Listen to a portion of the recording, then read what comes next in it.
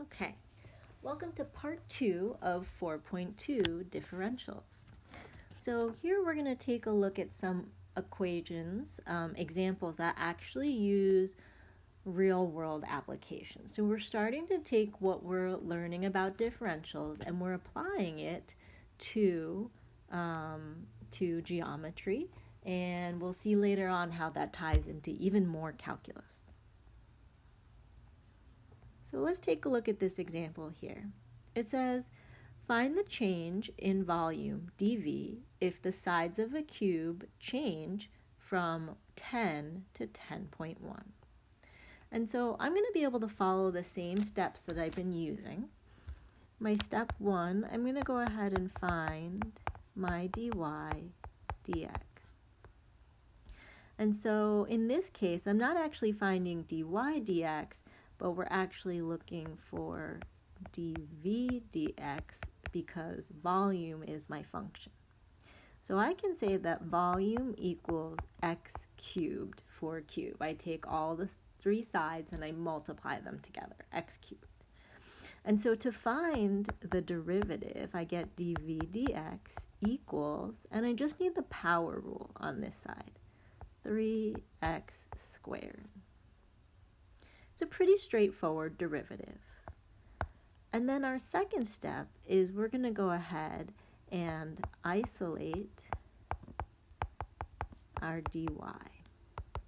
And so that means where we take the dx and we multiply it to the other side. And my apologies, I mean dv.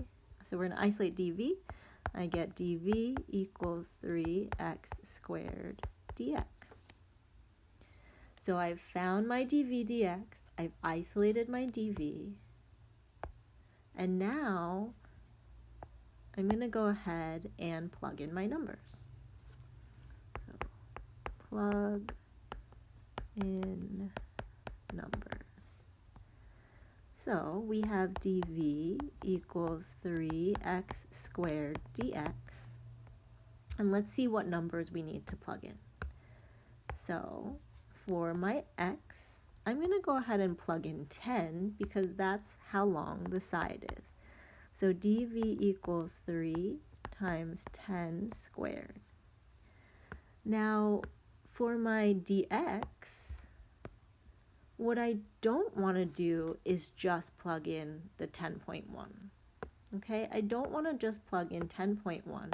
What I want to do instead is find the difference between 10 and 10.1. So my dx is actually after the change, 10.1, minus before the change, or 10.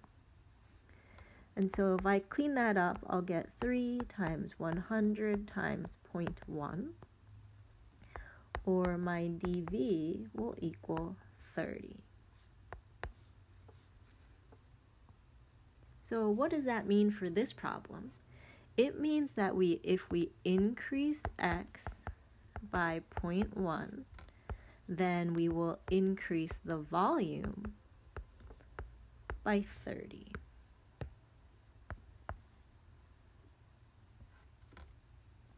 Okay, if we increase x by 0.1, then we increase volume by 30.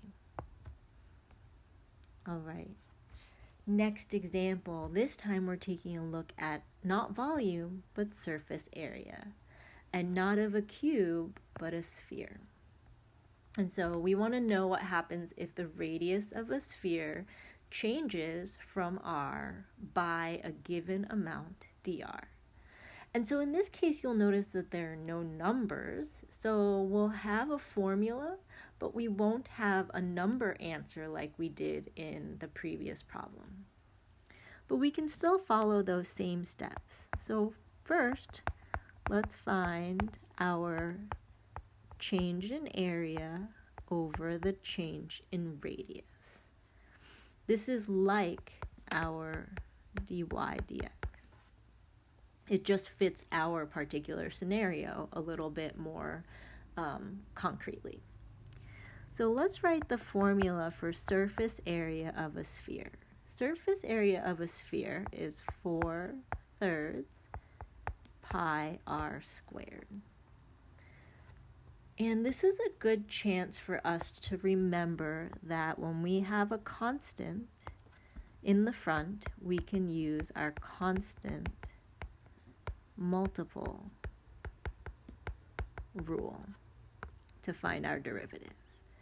So what I mean by that is dA dr is going to equal, keep that constant in the front, and now just find the derivative of r squared, which is 2r.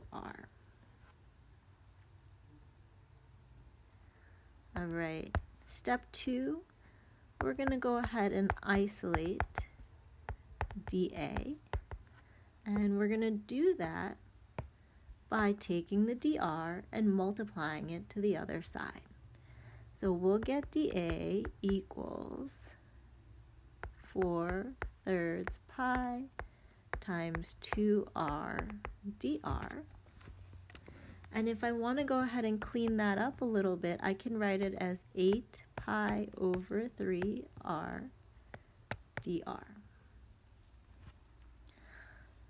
Now, in this case, because there's no numbers to plug in, I'm actually done. I don't need to write anything else, except maybe say that the dA equals 8/3 pi r dr.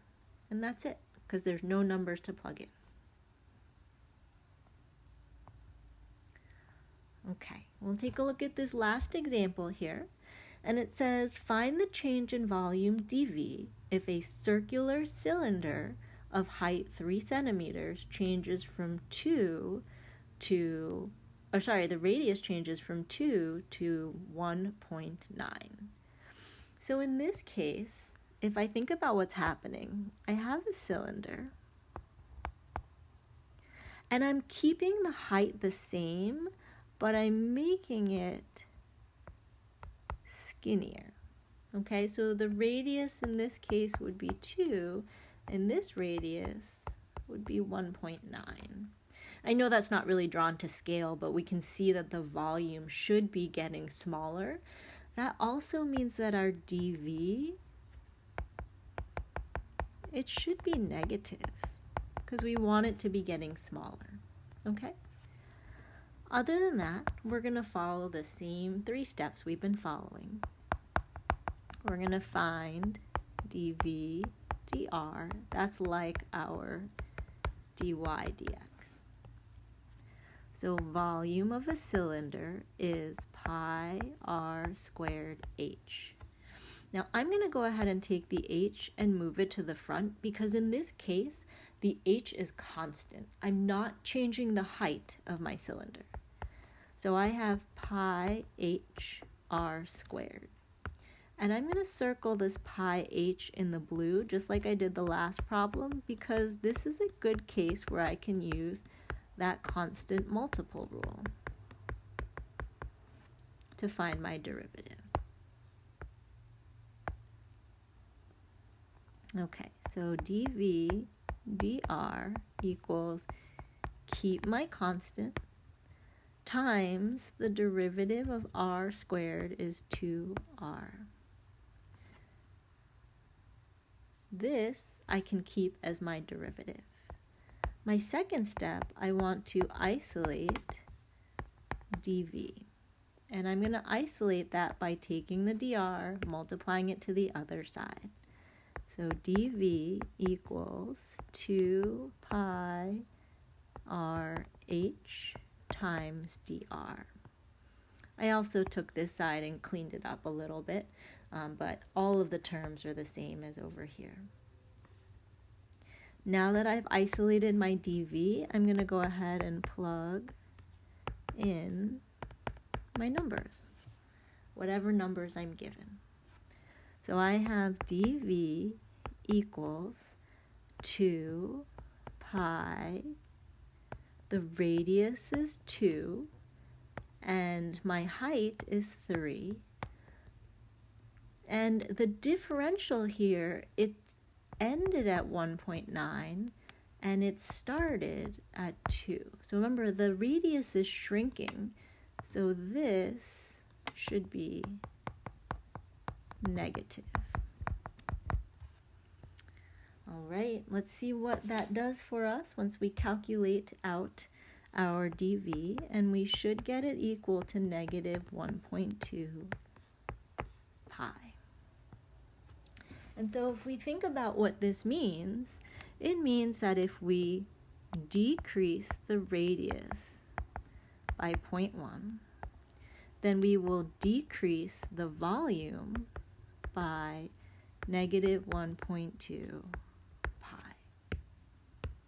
Okay, so it goes back to what we said about differentials.